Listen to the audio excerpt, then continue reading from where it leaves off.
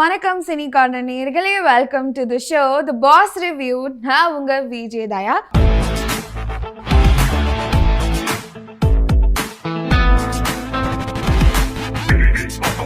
So Bigg Boss week 9 வந்து எப்படி start ஆச்சு அப்படின்னா, தலை டாஸ்க் யூஸ்வலாக வந்து நடக்கும்.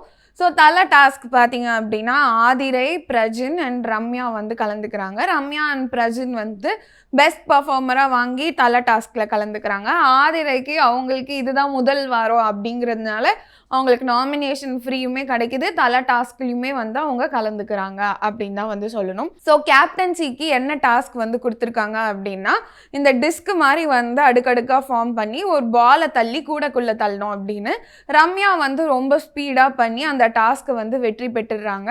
ஆதிரை வந்து டாஸ்கில் கொஞ்சம் லேக் தான் ஆகுறாங்க. அதுக்கப்புறம் பிரஜின் வந்து நம்பர் 2 லீடிங்கில் வந்து இருக்காங்க. ஆனால் ரம்யா வந்து வெற்றி பெற்றுறாங்க அந்த டாஸ்கில் வந்து. ஸோ பிக் பாஸ் வந்து சொல்கிறாங்க இந்த மாதிரி வாழ்த்துக்கள் ரம்யா அப்படின்ற மாதிரி பேசிகிட்டு இருக்காங்க. எங்கள் ஆதிரை வந்து விளையாடிட்டு இருக்காங்க. நான் பேசும்போது நீங்கள் வந்து இந்த மாதிரி ஆதிரை பண்ண மாதிரி யாரும் பண்ணக்கூடாது, ஒரு தலையாக நீங்கள் தான் அதை வந்து பார்த்துக்கணும் அப்படின்னு வந்து சொல்கிறாங்க. எடுத்தோடனே ஒரு வார்னிங் நடக்குது. ஓகே, இது வந்து தலை டாஸ்காக நடந்தது. ஆதிரை உள்ளே வந்தாங்க இல்லையா? ஸோ என்ன கெயோஸ்லாம் நடந்தது வீட்டுக்குள்ளே அப்படின்னா, பெருசாக பாம் ஃபயர் அந்த மாதிரிலாம் வந்து எதுவுமே நடக்கலை. பட் அவங்க வந்து எஃப்ஜே கிட்ட போய் வந்து கொஞ்சம் கிளியர் பண்ண பார்க்குறாங்க. லைக் தள்ளி இருப்பாங்க அப்படின்னு பார்த்தா எஃப்ஜேவை போய் ஆக்சுவலாக வந்து அவங்க நோண்டுனாங்க இந்த மாதிரி வந்து. ஸோ எஃப்ஜே வந்து சொன்னாங்க இந்த மாதிரி, நீ வந்து சொன்ன எமோஷ்னலி வந்து உன்னால் நான் வீக் ஆகுறேன், அதனால தான் உன் கேம் அஃபெக்ட் ஆகக்கூடாதுன்னு நான் வந்து தள்ளி போயிட்டேன் அப்படின்னு ஒன்று ஆதிரை சொல்கிறாங்க. எஃப்ஜே நீ எனக்கு எக்ஸ்பிளனேஷனே கொடுக்காத, ஏன்னா வந்து நான் பார்த்துட்டு தான் வந்திருக்கேன், நான் எல்லாத்தையும் பார்த்துட்டேன் அப்படின்ற மாதிரி ஆதிரை சொல்கிறாங்க. ஸோ எல்லாருமே வந்து பிட்ஸ் அண்ட் பீசஸாக ஆதிரை கூட தான் வந்து இன்ட்ராக்ட் பண்ணிகிட்டு இருக்காங்க. இதுதான் வந்து நடந்தது. அடுத்த நாள் காலையில் வந்து தலை டாஸ்க் நடக்குது. தலை டாஸ்க்கு அப்புறமா வந்து நாமினேஷன் ப்ராசஸ் நடக்குது. நாமினேஷன் ப்ராசஸில் வந்து வியானா, பார்வதி எல்லாம் தூங்குறாங்க, நாய் கொலைக்குது. என்னடா ஒரு டாஸ்க், நாமினேஷன் டாஸ்க் நடக்கும்போது தூங்குறீங்க அப்படின்ற மாதிரி இருந்தது. பிக் பாஸே வந்து தலை கொஞ்சம் பார்த்து செய்யுங்க அப்படின்னோடனே ரம்யா வந்து வியானாவுக்கு பனிஷ்மெண்ட் கொடுக்குறாங்க. உடனே வியானா வந்து நான் மட்டுமா தூங்கினேன்னு பாரு நானும் தூங்கினேன்னு போகிறாங்க. அது வந்து நீங்களாம் சொல்லுவீங்கன்னு பார்த்தனோன்னா ரம்யா தலைக்கு வந்து 2 கண்ணு தான் அப்படின்னு. தலையாக ஜெயிச்சக்கப்புறம் ரம்யா ஸ்பீச்சுமே கொடுக்குறாங்க. நான் தலையாக ஜெயிச்சதுக்கு நான் மட்டும் தான் காரணம், நான் இண்டிவிஜுவலாக விளையாடினால தான் நான் இந்த மாதிரி அப்படி இப்படின்ற மாதிரி ஒரு ஸ்பீச் கொடுக்குறாங்க. ஸோ அவங்க வந்து கனி அண்ட் சபரியிலேருந்து விலகுனதுனால இந்த மாதிரி ஒரு ரீசன் கொடுக்குறாங்களா அப்படின்றது தெரில. அதர் சைடு வந்து என்ன அப்படின்னா சுபிக்ஷா. ஸோ சுபிக்ஷா வந்து சொல்கிறாங்க இந்த மாதிரி, நான் மீனவ சமுதாயத்துக்காக எடுத்து காட்டணும், நான் வந்து அவங்களுக்காக எதாவது பண்ணணும்னு, which is a good thought. நம்ம கம்யூனிட்டிக்காக நாங்கள் எதாவது பண்ணோம். ஏன்னா மீனவர்கள் அப்படின்னாலே வந்து கொஞ்சம் தரவு குறைவாக பார்க்கறது, மட்டம் தட்டுறதுன்ற மாதிரி தான். அதுக்கு விக்கல்ஸ் வந்து சொல்கிறாங்க, உன்னோட ஐடியாலஜிலாம் நல்லா தான் வந்து இருக்குது, பட் சுபிக்ஷா அப்படிங்கிறதே தெரியாமல் போயிடும், நீ வந்து தெரியப்படுத்திக்கோ அப்படின்ற மாதிரி வந்து சொல்கிறாங்க. இந்த மாதிரி நீ பாட்டு எழுதுனதே கற்றுக்கிட்டது எல்லாமே இந்த வீட்டுக்கு வந்து தான். ஸோ இங்கே வந்துட்டு அந்த டேலண்ட்டை நீ வந்து அந்த சமுதாயத்துக்காக யூஸ் பண்ணுறன்றது எனக்கு அது தெரியல, நீ ஒன்றை யாருன்னு காமிச்சிக்கோ, இது நல்ல தாட்டுன்ற மாதிரி விக்கல்ஸ் அவருடைய விமர்சனங்களில் வந்து வைக்கிறாங்க. அதே மாதிரி நாமினேஷன் சைடு நம்ம வந்தோம்னா, சுபிக்ஷாவை வந்து நாமினேட் பண்ணுற ரீசனுமே தன்னை பற்றி இல்லாமல் தான் அப்பாவை பற்றி நிறைய பேசுகிறாங்க அப்படின்ற மாதிரி வந்து சொன்னாங்க. அதுக்கப்புறமா வந்து அரோரா வந்து பார்வதியை வந்து நாமினேட் பண்ணுறாங்க ஃபார் ஆப்வியஸ் ரீசன்ஸ். அண்ட் நிறைய பேர் அமித் பார்கவை நாமினேட் பண்ணாங்க. என்ன ரீசன் வச்சாங்க அப்படின்னா, வீக்கெண்ட் எபிசோட்லேயுமே விஜய் சேதுபதி அவர்கள் இதை வந்து கேட்டிருப்பாங்க, அமித்துக்கு ஒரு வலி அப்படின்னா உங்களுக்கு அது வலிக்குது தானே, அப்புறம் எப்படி நீங்கள் பார்வதியை பார்த்து மாதம் வர வலி தானே, ஏன்னா அன்றைக்கி பார்வதி 3 தடவை அழுததெல்லாம் அவங்க வந்து பிஎம்எஸ்ஸிங் அப்படின்ற மாதிரி அதை தெளிவாக சொல்லிட்டாங்க. அந்த மாதிரி வீக்கல்ஸுமே அதை அட்ரஸ் பண்ணாங்க.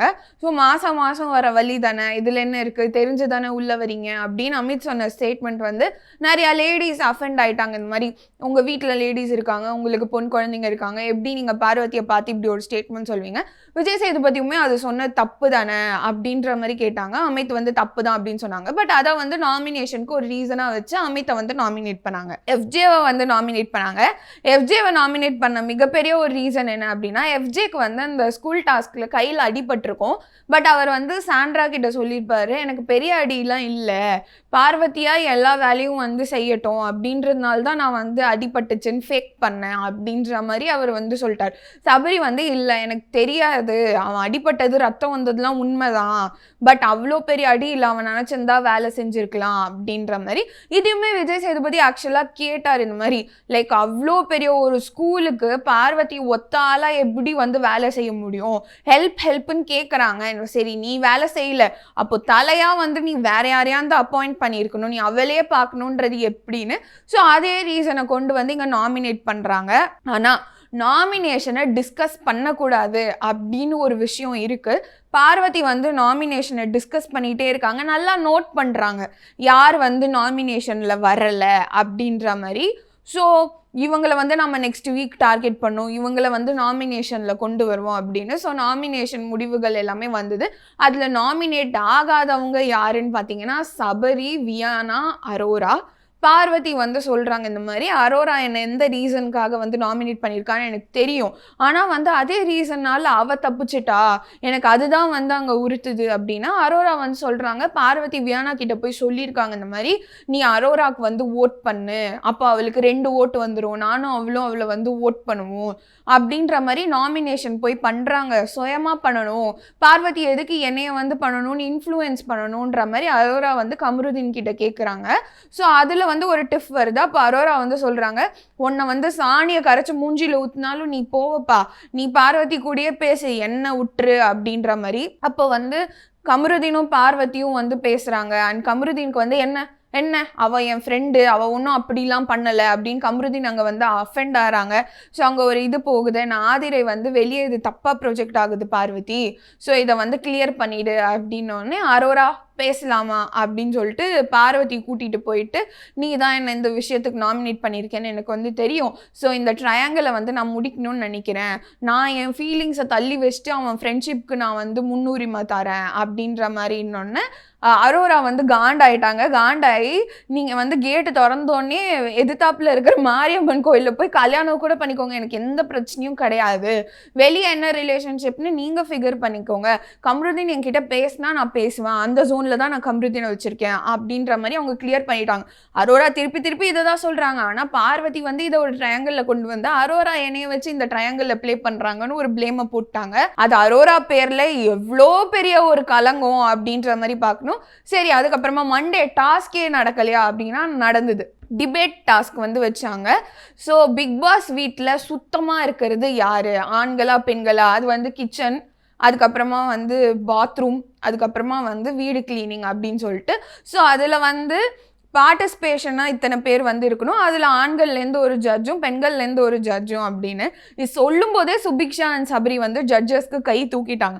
ஆனால் எல்லாரும் வந்து என் பாயிண்ட்டை முன் வைக்கணும், என்னோட பேச்சு திறனை காட்டணும்னு வந்து சண்டை போடுவாங்கன்னு பார்த்தா எங்கள் கேர்ள்ஸ் டீமில் எல்லாரும் வந்து ஜட்ஜஸ்க்கு வந்து சண்டை போட்டுட்டு இருக்காங்க. ஸோ திவ்யா வந்து டாஸ்க் லெட்டர் படித்தாங்க, அவங்க நான் தான் ஜட்ஜாக இருப்பேன்னு சொல்கிறாங்க. அரோரா வந்து நான் தான் ஜட்ஜாக இருப்பேன்னாங்க. வியானாக்குமே ஒரு டிப் வருது. ஸோ அப்போ அரோரா சொல்கிறாங்க, நான் நல்லா வந்து பேசுவேன், ஸோ வந்து என்னால் 2 சைடுமே வந்து என்ன பாயிண்ட் சொல்கிறாங்கன்னு அதை வந்து உள் வாங்கி என்னால் வந்து முன் வைக்க முடியும் அப்படின்ற மாதிரி அரோரா வந்து சொல்கிறாங்க. ஸோ அதில் வந்து வியானா என்ன சொல்கிறாங்கன்னா, நான் வந்து கேர்ள்ஸ் சைடு தான் வந்து சப்போர்ட் பண்ணுவேன் அப்படின்றதுனால எல்லாரும் என்ன சொல்லிட்டாங்க, திவ்யாவும் அரோராவும் நல்லா பேசுவாங்கனால எங்கள் பேச்சாளர்கள் நமக்கு வந்து தேவை நம்ம டீமை வின் பண்ண வைக்கிறதுக்கு, ஸோ கண்டிப்பாக வந்து வியானா தான் ஜட்ஜுன்னு ஓட்டிங் பேஸில் போட்டு. அப்போ விக்கல்ஸ் வந்து உட்காந்து தர்ணா பண்ணுறாங்க, இந்த மாதிரி வந்து அநியாயமான ஒரு ஜட்ஜை நீங்கள் சூஸ் பண்ணுறீங்கன்னா அதுவே நடுநிலை இல்லையே, இது எப்படி ஃபேர் ஆகும்னு. ஸோ மறுபடியும் ரீஓட்டிங் போட்டு எல்லாருமே வந்து திவ்யாவா அரோராவானா அரோராவுக்கு தான் சொல்லிட்டு கமருதீன் அண்ட் அரோரா தான் வந்து இந்த டாஸ்கோட ஜட்ஜ் ஆகிறாங்க. எப்பப்பா இவங்களை ஒன்று சேர்த்தே வச்சுட்டு இருக்காங்கடா அப்படின்ற மாதிரி இருக்குது. ஸோ இவங்க தான் வந்து ஜட்ஜ் ஆகுறாங்க. அதுக்கப்புறமா ஒரு இதுலேருந்து ஆதிரை வெர்சஸ் எஃப்ஜே பேசுகிறாங்க, சபரி வெர்சஸ் பாரு பேசுகிறாங்க, சுபிக்ஷா வெர்சஸ் விக்கல்ஸ் வந்து பேசுகிறாங்க. இந்த 3 டாப்பிக்கில். ஸோ ஃபர்ஸ்ட் ரவுண்டில் வந்து ஆண்கள் பாயிண்ட் எடுத்தாங்க, செகண்ட் ரவுண்டில் பெண்கள், தேர்ட் ரவுண்டில் பெண்கள் எடுத்து அரோரா கன்வின்ஸ் பண்ணிட்டாங்க போல். ஸோ இந்த டாஸ்க்கை ஜெயிச்சது வந்து பெண்கள் அப்படின்ற மாதிரி வந்து சொல்லியிருக்காங்க. ஸோ இதுதான் நேற்று நடந்தது, பெருசாக வந்து எதுவும் இல்லை. அந்த நாமினேஷன் அந்த ஆதிரை பண்ண கேஆஸ்ன்னு குட்டியாக தான் நடந்தது. பட் பெருசாக ஆதிரை ஏதாவது பண்ணுவாங்கன்னு பார்த்தா இன்னும் அவங்க சீரியஸாகவே இல்லை, செகண்ட் சான்ஸ் கிடைச்சுமே அப்படின்ற மாதிரி தான் இருக்குது. அது ரொம்ப எவிடென்ட்டாக தெரியுது. ஸோ இன்னைக்கான ப்ரோமோவில் வந்து என்ன டாஸ்க் கொடுத்துருக்காங்க அப்படின்னா ஜமீன்தார சாம்ராஜ்யம் அந்த மாதிரி வந்து கொடுத்துருக்காங்க, ஜமீன் பரம்பரைகள் அப்படின்னு சொல்லிட்டு.